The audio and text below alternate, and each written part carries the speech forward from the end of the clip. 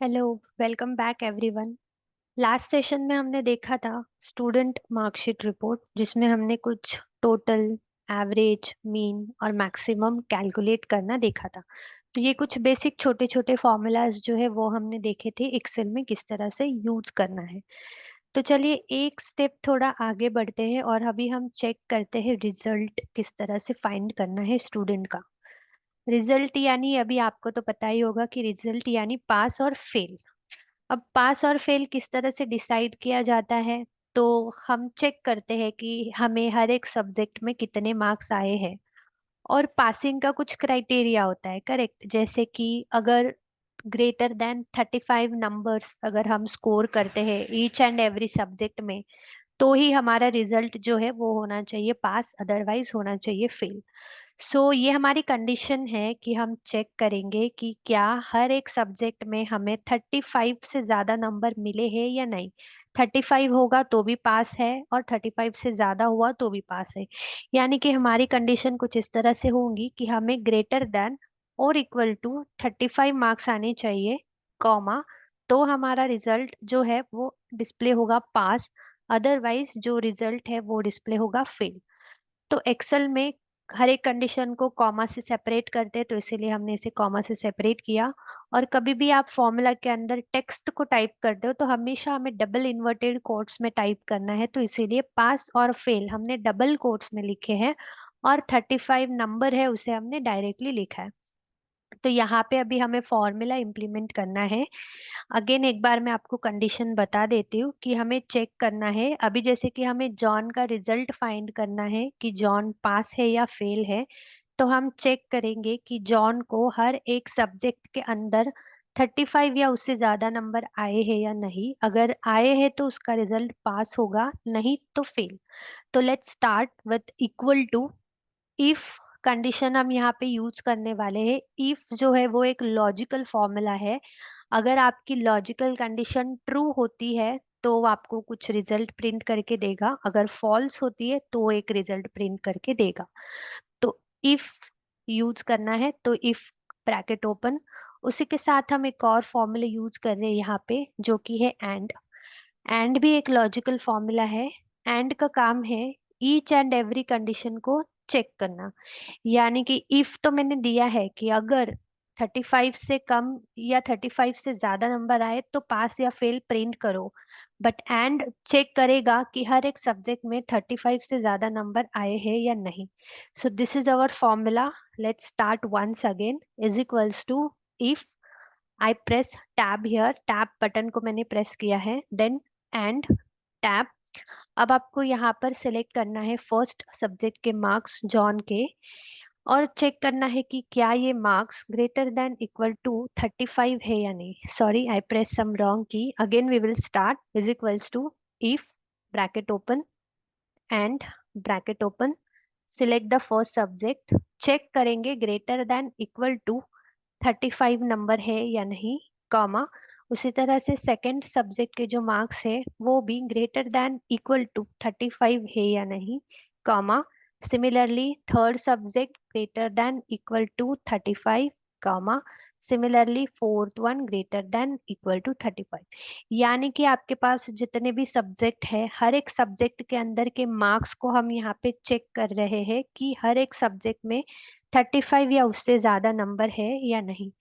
Now if के साथ का हमारा लॉजिकल टेस्ट जो है वो फिनिश्ड हो चुका है। हमने इफ यूज किया, लॉजिकल टेस्ट के अंदर हमने ये एंड का कंडीशन पूरा बताया। अभी हमें कॉमा देना है और बताना है वैल्यू इफ ट्रू। यानी कि अगर ये सारी कंडीशन ट्रू होती है तो रिजल्ट हमें प्रिंट करना है पास। डबल इन्वर्टेड कोट्स में लिखेंगे पास, कॉमा, वैल्यू इफ फॉल्स। अगर आपकी कंडीशन फॉल्स होती है, मतलब अगर ग्रेटर देन 35 आया तो वो पास करेगा, बट अगर नहीं आया तो क्या करना है, फेल। तो वो भी हम मेंशन करेंगे inside the double inverted quotes. तो यहाँ पे लिखेंगे fail, double quotes close, bracket close करना है यहाँ पे सी, ब्रैकेट क्लोज करने के बाद करेंगे एंटर। तो यहाँ पे अभी रिजल्ट हमारा डिस्प्ले हो रहा है पास, बिकॉज जॉन को हर एक सब्जेक्ट के अंदर 35 से ज्यादा नंबर आ चुके हैं। अगर यहाँ पे किसी भी सब्जेक्ट में आपने उसको 30 नंबर दे दिया तो ऑटोमेटिकली उसका रिजल्ट जो है वो चेंज हो जाएगा फेल में। अगर हमने 35 कर दिया तो वो चेंज हो जाएगा पास में, क्योंकि हमने 35 या उससे ज्यादा हो गए तो पास, यानी कि इक्वल टू का साइन भी हमने यहाँ पे दिया है, तो इसीलिए 35 भी पासिंग नंबर है और उससे बड़ा नंबर भी जो है वो पासिंग नंबर होगा। देखिए, आप किसी भी फॉर्मूला पे क्लिक कर रहे हो, जैसे आपने पास पे क्लिक किया तो ये फॉर्मूला बार है। हमने देखा था लास्ट सेशन में कि फॉर्मूला बार जो है वो डिस्प्ले करता है सेल के अंदर की वैल्यू को। जैसे अगर आप इस पे क्लिक कर रहे हो तो इस पे वो 68, इधर 68 लिखा है तो यहाँ पे भी 68 ही दिखा रहा है। 265 पे क्लिक किया तो यहाँ पे वो फॉर्मूला दिखा रहा है आपको सम का, बिकॉज 265 हमने खुद से टाइप नहीं किया है, ये नंबर हमने इस फॉर्मूला के जरिए लाया है। तो इसी तरह अगर आपको फॉर्मूला आपका चेक करना है तो आप सेल पे क्लिक करो, यहाँ पे आपको फॉर्मूला डिस्प्ले हो जाएगा। अगर आप इस फॉर्मूला में कुछ भी चेंजेस करना चाहते हो तो यहाँ से भी कर सकते हो, या फिर इसे डबल क्लिक करके हम ओपन करके भी कर सकते हैं, या तो फिर F2 फंक्शन की है आपके कीबोर्ड पे, F2 लिखा होगा, उसे आप प्रेस करोगे तो भी आपका एडिटिंग मोड जो है वो चालू हो जाएगा। तो इस तरह से आप अपने फॉर्मूला को एडिट कर सकते हो, फॉर्मूला बार के अंदर उसे चेक कर सकते हो। ठीक है, तो अभी हम देख लेते हैं सैम का रिजल्ट क्या है, कि क्या वो पास हुआ है या फेल हुआ है। तो इसके लिए इफ का यूज करना है, equals to if bracket open and bracket open, select the first subject marks and check कि ग्रेटर देन इक्वल टू 35 है या नहीं। Select the second subject marks greater than equal to 35। इसी तरह से हम अपने जितने भी सब्जेक्ट के मार्क्स हैं उन्हें चेक करेंगे कि क्या वो ग्रेटर देन 35 है या नहीं। ब्रैकेट क्लोज, कॉमा, अगर ये सारी कंडीशंस राइट होती है तो रिजल्ट हम डिस्प्ले करना चाहते हैं पास, अगर ये सारी कंडीशन फॉल्स होती है तो डिस्प्ले करेंगे फेल। सो कॉन्ग्रेचुलेशंस, यार सैम भी जो है वो पास हो चुका है। ठीक है, तो यहाँ तक हमने देख लिया है कि किस तरह से हमें फाइंड करना होता है रिजल्ट को। नेक्स्ट अभी हम देखेंगे ग्रेड। ग्रेड अभी आपने अपनी मार्कशीट में अगर देखा होगा तो लिखा होता है कि अगर आपको इतने परसेंटेज आए तो आपको ये ग्रेड मिलेगा, इतने नंबर हुए तो बी ग्रेड मिलेगा। लाइक दिस हमें भी इसे ग्रेड देना है, ABCD जो भी है। तो यहाँ पे भी हम क्या करेंगे, ग्रेड के लिए ना एक क्राइटेरिया क्रिएट कर लेते हैं। क्राइटेरिया यानी कि मार्क्स और ग्रेड हम भी डिस्प्ले करेंगे कि कितने नंबर आते हैं तो कौन सा ग्रेड मिलेगा। तो 0 से स्टार्ट करते हैं, 0 to 35 के बीच में किसी को अगर नंबर आया तो उसे क्या ग्रेड मिलेगा। 35 to 75, 75 to 85, 85 to 95, like this. अगर किसी को 95 या उससे ज्यादा नंबर आता है तो O ग्रेड देते हैं उसे। अगर कोई 85 या उससे ज्यादा स्कोर कर रहा है तो उसे हम देंगे A ग्रेड। अगर कोई 75 या उससे ज्यादा ग्रेड ला रहा है यानी मार्क्स ला रहा है तो उसे हम देंगे B, और इज C एंड D। तो ये हमारा क्राइटेरिया है, this 2 columns, marks and grade. अब हमें यहाँ पे फाइंड करना है ग्रेड को। तो ग्रेड अभी आप किसके बेसिस पे फाइंड करोगे, यहाँ पे आपके पास टोटल है, एवरेज है, मिनिमम मैक्सिमम नंबर है और रिजल्ट है। तो ग्रेड हम फाइंड आउट करेंगे on the basis of average. अब जॉन का एवरेज है 66.25। इस नंबर के लिए इस टेबल के अंदर कौन सा ग्रेड है वो हमें फाइंड करना है यहाँ पे। तो इस कंडीशन में हम यूज करेंगे यहाँ पे very important formula, that is V lookup. ये अभी हम बेसिक ही सीख रहे हैं और बेसिक के अंदर वी लुकअप कैसे, तो हम एक बेसिक मार्कशीट बनाना सीख रहे हैं तो जिसमें ग्रेड भी इंपॉर्टेंट होता है, तो इसलिए हमने वी लुकअप इसमें ऐड किया है। नेक्स्ट वी लुकअप के ऊपर हमारी अलग से जो है वो एक सेशन होगा जिसमें हम सिर्फ वी लुकअप, एच लुकअप के बारे में सीखेंगे। तो फिलहाल सिर्फ ग्रेड फाइंड आउट करने के लिए आपको किस तरह से वी लुकअप का यूज करना है वो हम यहाँ पे देख लेते हैं। तो आपको यहाँ पे बेसिकली यूज करना है is equals to, then your formula name is V lookup. Tab button press कर देती हूँ मैं ताकि पूरा फॉर्मूला मेरे सेल के अंदर आ जाए। अब आपको वी लुकअप में सिर्फ चार चीजें सिलेक्ट करनी होती है। तो सबसे फर्स्ट आपको कहा है कि आपको लुकअप वैल्यू सिलेक्ट करना है। लुकअप वैल्यू यानी जिसके बेसिस पे हम आंसर फाइंड आउट करना चाहते हैं। तो मुझे ग्रेड फाइंड करना है on the basis of average, तो ये हमारी वैल्यू हुई, कॉमा। फिर हमें फाइंड करना होता है टेबल एरे, कि जो भी वैल्यू है हमारी उसके लिए ग्रेड हमें कौन से टेबल से मिलेगा, तो इस टेबल से मिलेगा, कॉमा। फिर हमें पूछा है कॉलम इंडेक्स नंबर, यानी जो कॉलम्स अभी आपने सिलेक्ट किए, जो टेबल अभी आपने सिलेक्ट किया है, उस टेबल के कौन से नंबर के कॉलम से आपको ग्रेड मिलने वाला है। तो ये इंपॉर्टेंट है, आपने जो टेबल सिलेक्ट किया है वो ये टेबल है सी, जिसके फर्स्ट कॉलम में लिखा है मार्क्स और सेकंड कॉलम में लिखा है ग्रेड। और हमें ग्रेड चाहिए जो सेकंड कॉलम में है, तो इसीलिए यहाँ पे कॉलम नंबर आएगा 2। अब यहाँ पे ये याद रखना, यहाँ पे दो कॉलम है, इसीलिए हमने कॉलम नंबर 2 नहीं लिखा है, क्योंकि दूसरे कॉलम में हमारा आंसर है ग्रेड, इसीलिए हमने कॉलम नंबर 2 लिखा है। फिर कॉमा देके आपको कंडीशन सिलेक्ट करनी है, यहाँ पे एक ट्रू और एक है फॉल्स। अब फॉल्स होता है बेसिकली एग्जैक्ट मैच के लिए। अब ये एग्जैक्ट मैच किस तरह से काम करता है, हम फॉल्स को सिलेक्ट करके देख लेते हैं। पहले हम यहाँ पे लिख देते हैं फॉल्स, ब्रैकेट क्लोज और एंटर।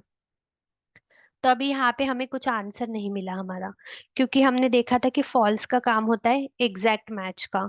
एग्जैक्ट मैच क्या करेगा, वो चेक करेगा आपका एवरेज जो अभी 66.25 है, और उसी एवरेज को वो इस मार्क्स में ढूंढेगा। अगर ये नंबर इस मार्क्स के अंदर होगा तो ही उसके आगे का ग्रेड आपको फाइंड करके मिलेगा, यानी एग्जैक्ट वैल्यू को वो फाइंड करता है।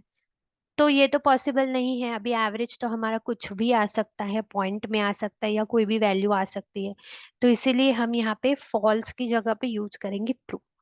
जो अप्रोक्सीमेट मैच, यानी कि ये रेंज में देखेगा कि 66.6 कौन सी रेंज में आ रहा है, तो 35 से लेके 75 के बीच में आ रहा है तो सी ग्रेड दिया है। अगर 75 से ज्यादा बड़ा वैल्यू होता तो उसे बी ग्रेड मिलता। ठीक है। तो ग्रेड निकालने के लिए हम यूज कर रहे हैं is equals to V lookup. आपका वैल्यू सिलेक्ट करना है, कॉमा।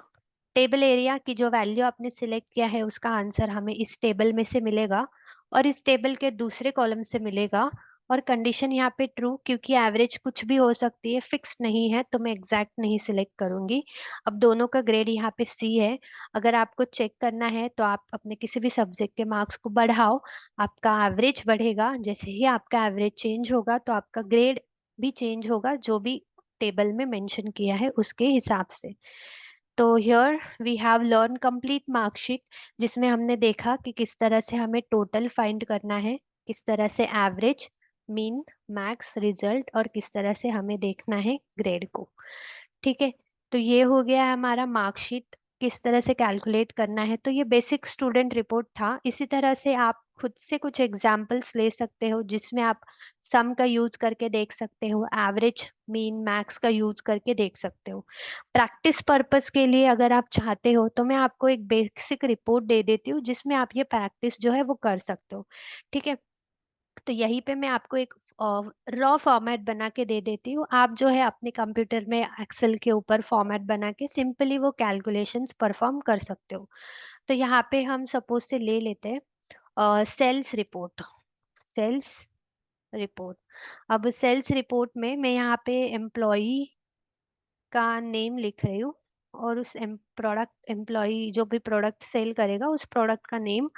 और यहाँ पे you can write month, like January, February, March, April, और इस तरह से, या फिर आप ईयर भी लिख सकते हो, 2001, 2002, 2003, वट एवर इट इज। फिर हमें फाइंड करना है यहाँ पे टोटल, फिर आपको यहाँ पे फाइंड करना है एवरेज, फिर आपको मिनिमम और मैक्सिमम नंबर यहाँ पे फाइंड करना है।